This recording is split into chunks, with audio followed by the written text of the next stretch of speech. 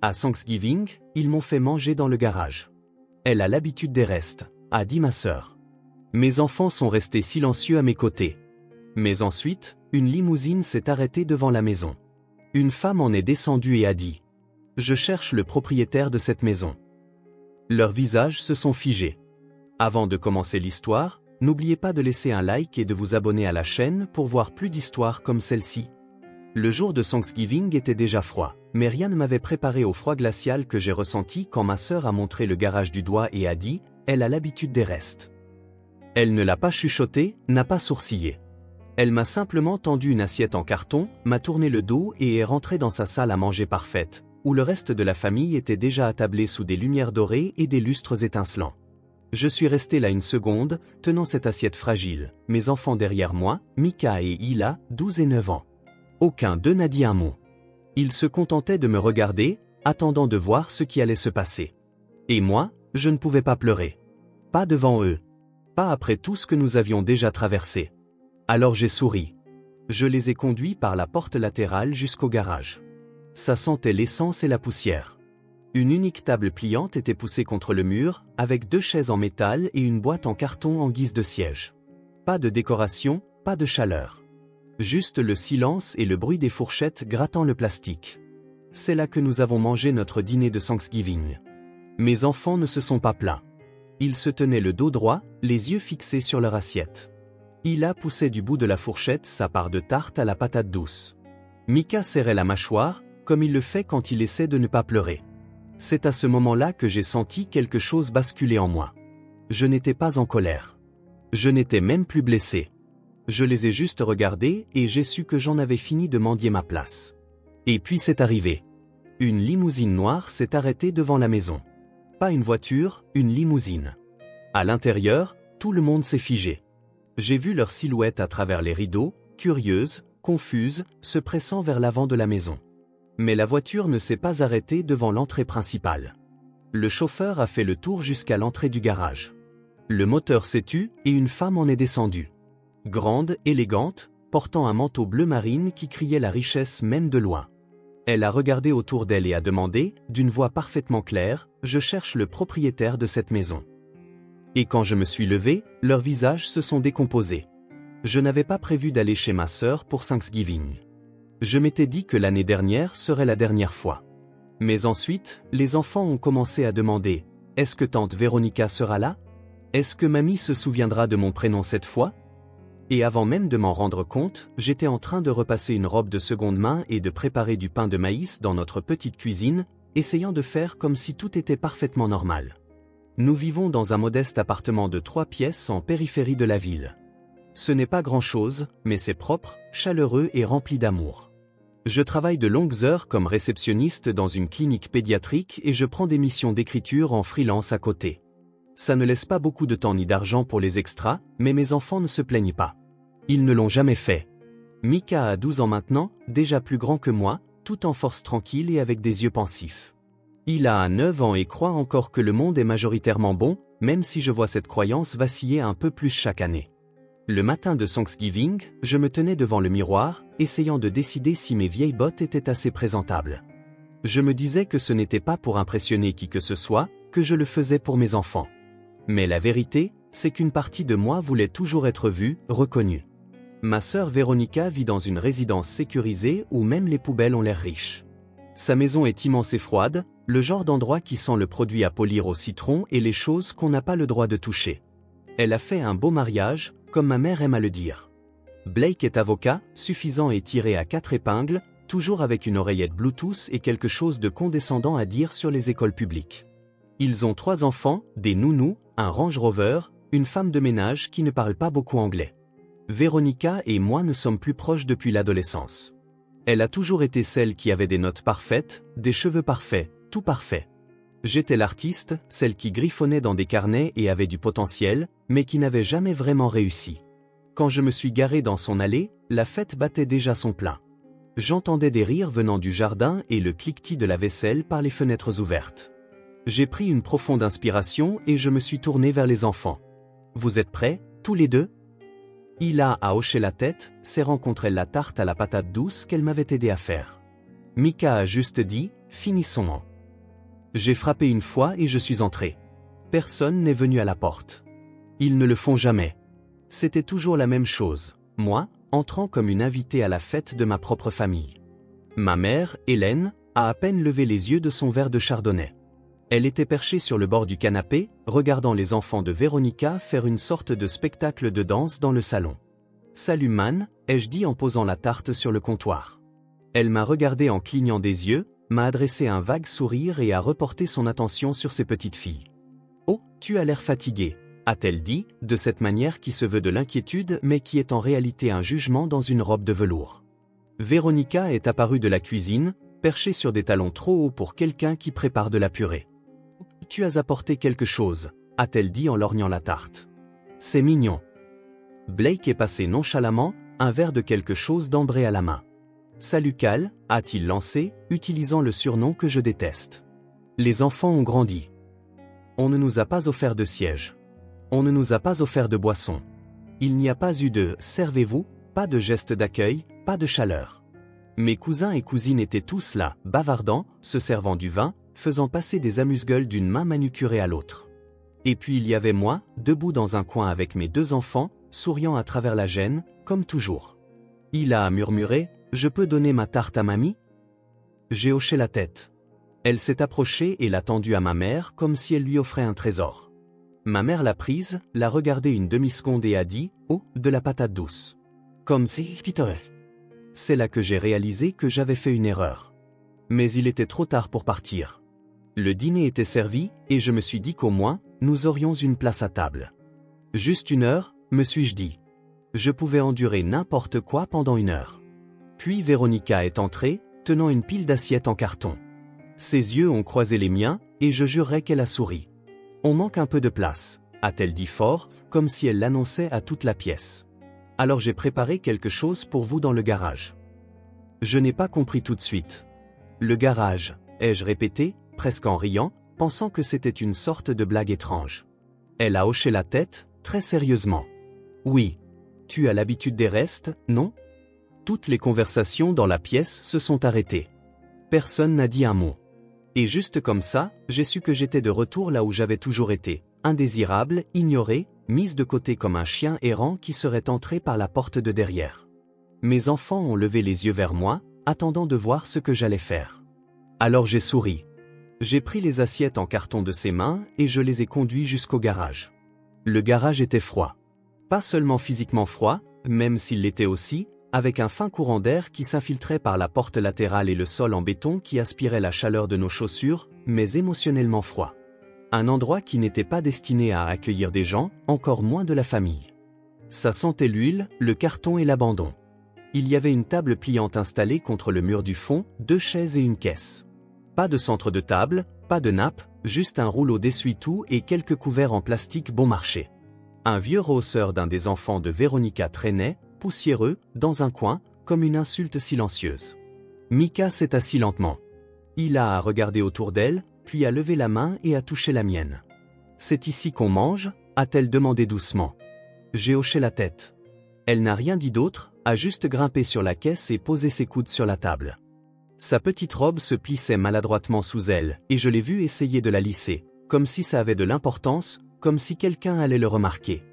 J'ai disposé la nourriture qu'on nous avait donnée, des tranches de dinde à peine tièdes, un peu de purée sans sauce, et des haricots verts qui semblaient avoir été réchauffés au micro-ondes dans un sac en plastique. Pas de sauce au canneberge, pas de pain, pas de possibilité de se resservir. Personne n'est venu voir si nous avions besoin de quelque chose. Mika a tenu sa fourchette pendant un long moment avant de finalement piquer un morceau de dinde. « Pourquoi ils nous ont mis ici ?» a-t-il demandé sans me regarder. Je n'avais pas de réponse. Les yeux d'Ila brillaient, mais elle clignait rapidement des yeux, essayant d'être courageuse. « On a fait quelque chose de mal ?» J'ai dégluti difficilement. « Non, ma chérie.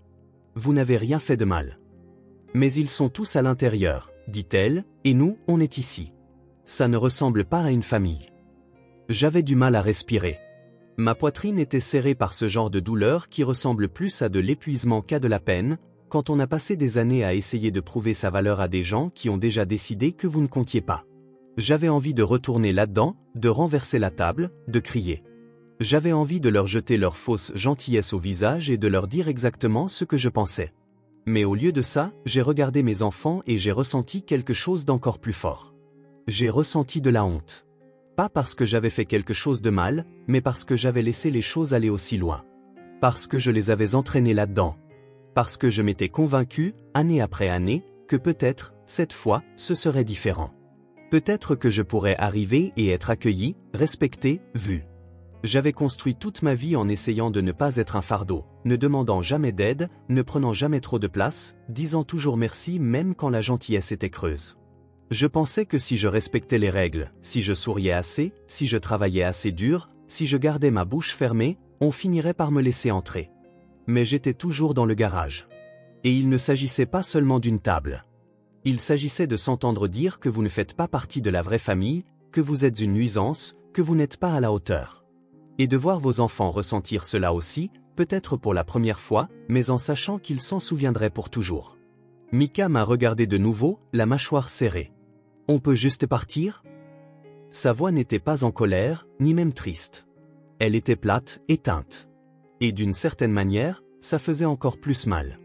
J'ai tendu la main et lui ai serré l'épaule. « Bientôt !» Nous sommes restés assis là, en silence, mangeant lentement. Les sons des rires et des verres qui trinquent filtraient à travers les murs comme un écho cruel. De temps en temps, nous entendions quelqu'un ouvrir le réfrigérateur de l'autre côté du mur, ou le bourdonnement du lave-vaisselle, mais personne n'est sorti. Personne n'est venu nous voir. J'ai entendu le rire de Véronica, aigu et brillant, comme s'il venait d'une scène, et la douce réponse de ma mère, quelque chose à propos du vin qui était juste parfait cette année. Aucune mention de nous, pas même une fausse. Ila a finalement parlé. Notre maison me manque, même si elle est petite. Mika a ajouté, elle n'est pas petite. Elle est juste suffisante. Et j'aurais pu pleurer à ce moment-là, mais je ne l'ai pas fait. Je leur ai souri, même si j'avais l'impression que mon visage allait se craqueler à force de le retenir. J'ai dit, on rentre bientôt à la maison. Et quand on y sera, on fera du chocolat chaud, on jouera au Monopoly, et on sera reconnaissant pour ce qu'on a, pas pour ce qu'ils pensent qu'on devrait vouloir. Ils ont tous les deux hoché la tête. C'est là que j'ai réalisé quelque chose que j'aurais dû voir des années plus tôt. Ce n'était plus ma famille. Le sang fait de vous des parents, le comportement fait de vous une famille. Et ma famille était assise juste en face de moi. Alors que je commençais à débarrasser nos assiettes et à me préparer à partir, je n'ai pas pu m'empêcher de jeter un dernier coup d'œil à la maison. C'est alors que les phares ont balayé l'allée. Une longue voiture noire, élégante, s'est approchée lentement, silencieusement. Une limousine. Pas le SUV d'un visiteur ou la voiture d'un client de Blake. Une limousine aux vitres teintées avec un chauffeur en casquette. Mika plissa les yeux à travers la vitre sale de la porte du garage. « C'est quoi, ça ?» Le moteur s'est arrêté. Nous avons attendu. Et puis la portière arrière s'est ouverte. Une femme est sortie, et tout a changé. La portière de la limousine ne s'est pas ouverte brusquement. Elle s'est ouverte doucement, délibérément, comme si la personne à l'intérieur n'était pas pressée, comme si elle savait déjà qu'elle avait l'attention de tout le monde. Même depuis le garage, je suis resté complètement immobile, mes mains agrippant les bords de l'assiette en carton que je n'avais pas encore jeté. Les enfants s'étaient figés aussi, même eux savaient que ce n'était pas normal. On ne voit pas des limousines débarquer au hasard dans des quartiers résidentiels tranquilles le jour de Thanksgiving. Mika se pencha plus près de la fenêtre. « Maman, tu vois ça ?» J'ai hoché la tête. La maison était soudainement silencieuse, étrangement silencieuse. À travers le petit carré de verre de la porte du garage, je pouvais juste distinguer des silhouettes derrière la fenêtre du salon. Des têtes qui tournaient, des rideaux qui bougeaient. J'imaginais chaque conversation à l'intérieur s'interrompre brutalement. Le chauffeur est sorti le premier.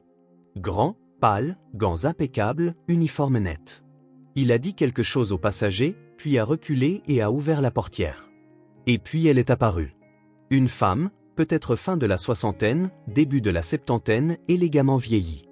Grande et distinguée, portant un long manteau en laine bleu marine qui murmurait pratiquement l'argent. Pas tapac sans grave l'œil, pas clinquant, juste authentique. Elle ressemblait à quelqu'un d'important, mais pas du genre à avoir besoin de le prouver. Elle ne s'est pas dirigée vers la porte d'entrée, comme tout le monde s'y attendait. Elle s'est tournée vers le portail latéral, puis elle a marché directement vers le garage. Mika a chuchoté. Est-ce qu'elle vient ici ? Ila s'est levée lentement, se serrant contre moi, comme si elle ne savait pas si elle devait être nerveuse ou excitée. La femme s'est arrêtée juste devant la porte du garage. Je l'ai entr'ouverte. Elle n'a pas tressailli face au froid, au courant d'air, ou à la vue de 3 étrangers avec des assiettes en carton et une table pliante. Au lieu de cela, elle a souri. « Excusez-moi », dit-elle, sa voix douce et calme, comme si elle demandait simplement son chemin dans une librairie. « Je cherche le propriétaire de cette maison. » Pendant un instant, j'ai supposé qu'elle parlait de Véronica. Peut-être une amie, une cliente, une collègue de Blake. Mais quelque chose me disait qu'elle connaissait déjà la réponse. J'ai dégluti et répondu, ce serait ma sœur. Elle est à l'intérieur. La femme a incliné la tête. Et vous êtes Callie. Callie Rivers. Elle fit un pas lent en avant. Oui. C'est exactement vous que je suis venu voir. Le garage était d'un silence de mort. Il serra mes doigts plus fort. Mika se redressa, comme si son instinct prenait le dessus et qu'il ne savait pas s'il devait me défendre ou courir se réfugier à l'intérieur. J'ai demandé prudemment, « Est-ce que je vous connais ?» Elle sourit à nouveau, mais cette fois, il y avait quelque chose de plus, quelque chose comme de la familiarité. « Mon nom est Margot Ellington. Je suis la fondatrice de Women Forward. Nous gérons des programmes de sensibilisation communautaire et de mentorat dans tout l'État. Il y a environ 5 ans, vous avez fait du bénévolat dans l'un de nos refuges. Vous avez écrit une série de billets de blog par la suite. Brut, honnête, magnifiquement écrit. Mes yeux s'écarquillèrent. Je m'en souvenais. C'était juste après que j'ai quitté mon mari. Je squattais le canapé d'une amie avec les enfants, raclant chaque centime que je pouvais. J'avais passé mes soirées à faire du bénévolat dans un refuge pour femmes, juste pour me sentir utile à nouveau. J'avais écrit sur cette expérience, non pas pour être remarqué, mais pour digérer. Je l'avais posté sur un blog personnel avec peut-être 20 lecteurs. Je suis votre écriture depuis lors, continua-t-elle.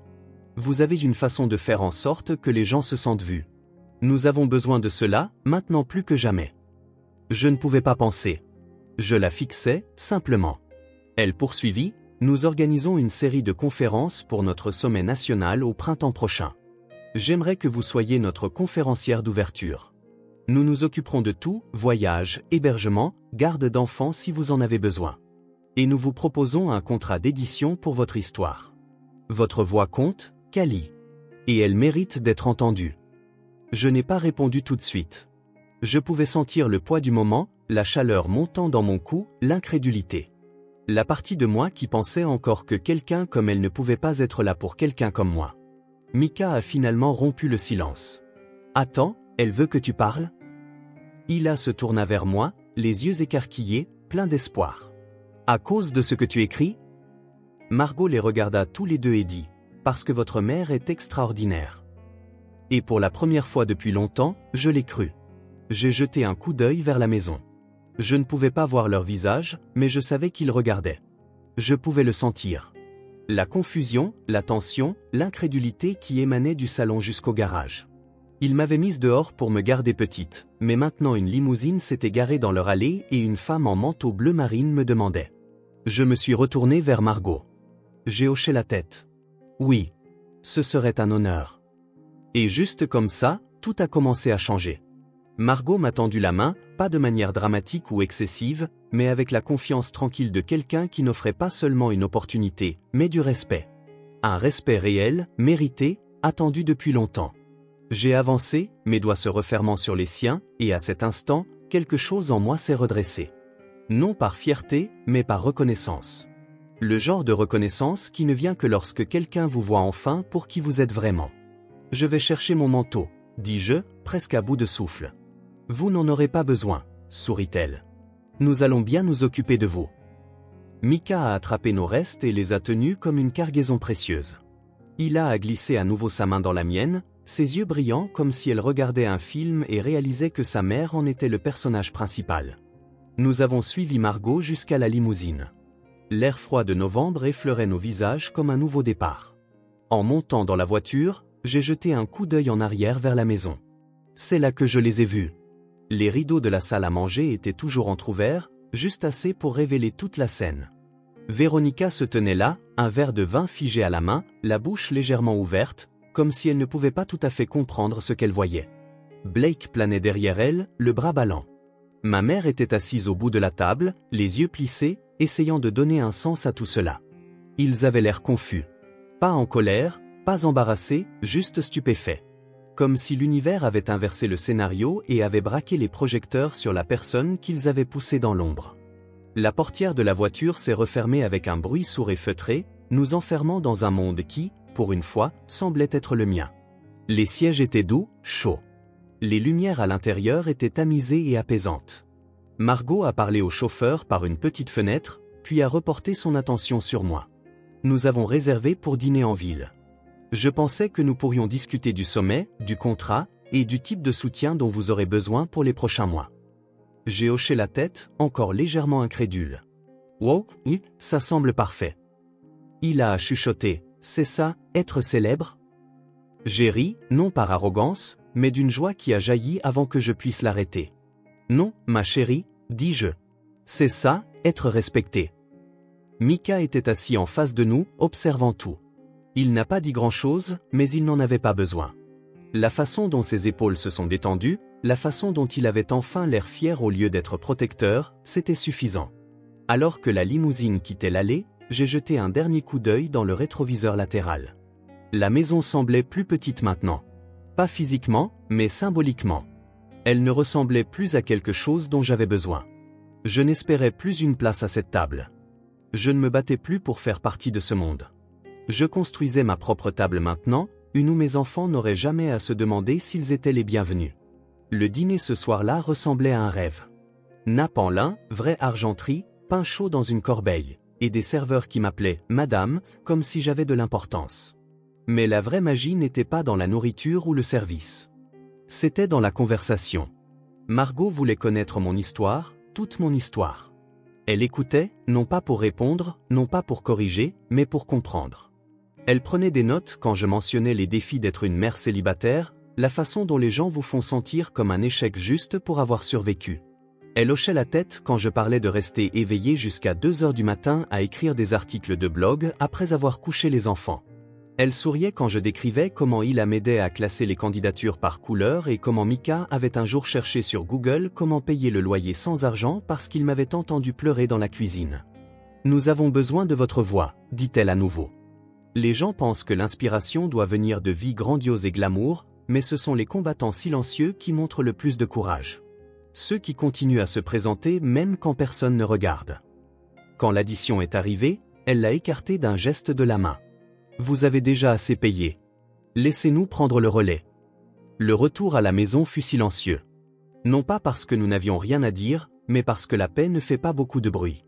J'ai bordé Ila ce soir-là, et avant d'éteindre sa lumière, elle a dit « Je suis contente qu'il nous ait mises dans le garage. » J'ai cligné des yeux. « Tu es contente ?» Elle a hoché la tête. « Ouais. Parce que s'il ne l'avait pas fait, la limousine n'aurait pas su où nous trouver. » Ça m'a arrêté net. Elle avait raison. Parfois, on vous pousse en marge pour que vous puissiez trouver le chemin que vous étiez censé emprunter. Ou pour qu'il puisse vous trouver.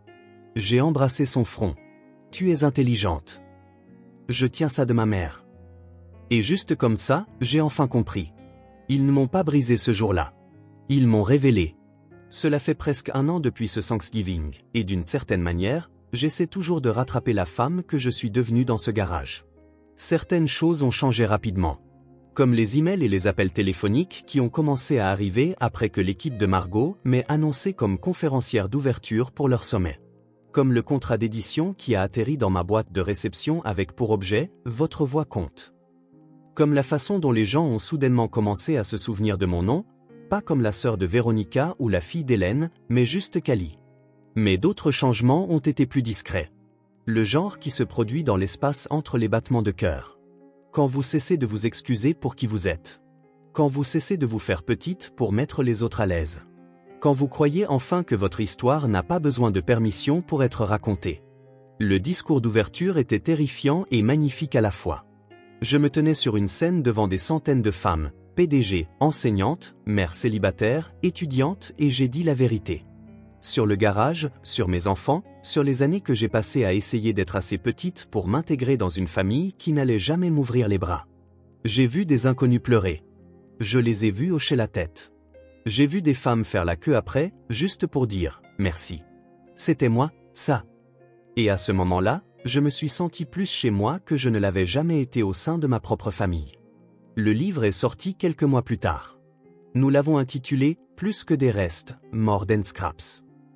J'ai pleuré quand j'ai vu la couverture. Mon nom en gras, pas enfoui en petits caractères ou caché derrière celui de quelqu'un d'autre. Mon nom. Mes mots. Ma valeur. L'argent n'a pas changé ma vie, mais la validation, oui. Mika a commencé à écrire aussi. Il tient un journal maintenant, et la semaine dernière, il m'a lu un poème qu'il a écrit, intitulé « Les chaises ne font pas la table ». Il ne parle plus beaucoup de ce Thanksgiving, mais je sais que ça a laissé une marque. Et je pense qu'il apprend à en faire quelque chose de bon. Hila est toujours Hila.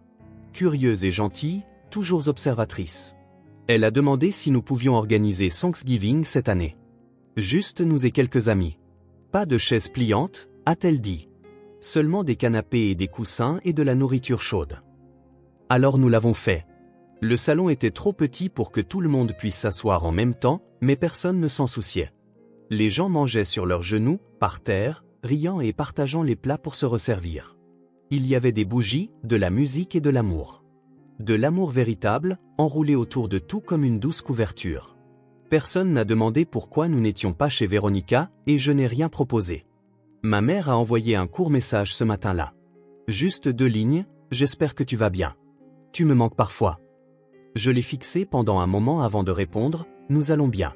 J'espère que toi aussi. Pas de colère, pas d'amertume. Juste la paix. Parce que voici ce que j'ai appris depuis ce jour dans le garage, vous pouvez gaspiller des années à essayer de gagner l'amour de personnes qui n'ont aucune idée de comment le donner. Ou vous pouvez vous donner cet amour à vous-même et regarder comment cela change tout. Il y a du pouvoir à s'éloigner. Il y a du pouvoir à construire sa propre table. Et parfois, quand vous vous y attendez le moins, le monde se pointe avec une limousine et vous rappelle que ce n'est pas parce qu'ils n'ont pas vu votre valeur qu'elle n'était pas là. Elle y était. Elle y a toujours été. Et peut-être, juste peut-être, être envoyé au garage n'était pas l'insulte que je pensais. C'était peut-être le coup de projecteur dont j'avais besoin sans le savoir.